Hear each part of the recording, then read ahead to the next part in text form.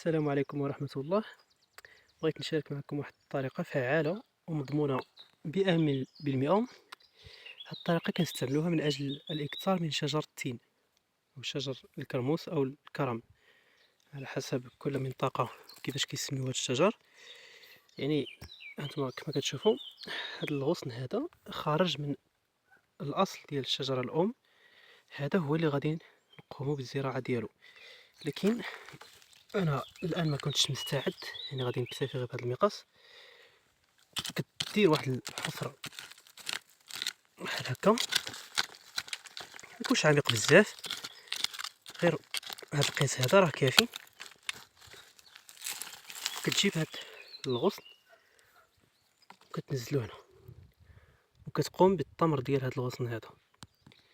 بعد مرور 4 أشهر 3 أشهر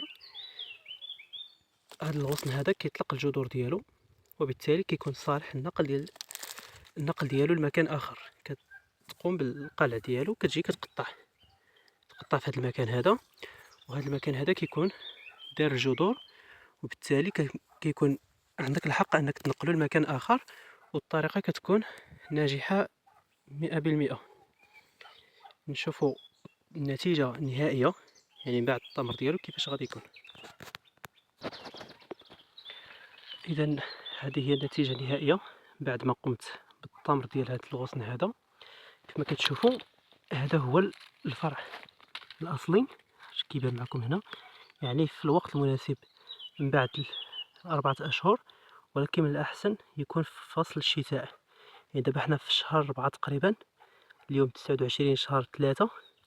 هذا غادي نقوم بالغرس ديالو حتى 15 شهر 1 ولا شهر 2 المقبل، يعني غادي يكون أكمل النمو ديالو بشكل كامل. الجميل في هذه الطريقة هذه هو أن هذا الغصن هذا كيبقى يتغذى على الشجرة الأم، وبالتالي ما كيأثرش عليه الحرارة ولا البرودة، وبالتالي كتكون الطريقة ناجحة 100%. نوريكم بعض النماذج او الاغصان يعني اللي كنت وجدتها من قبل، بحال مثلا هاد العمليه هذه كنت درتها في شهر 1. هذا هو عايش كما كتشوفوا. كذلك معنا هذا رش كيبان لكم هذا. عندي المزيد، عندي بزاف.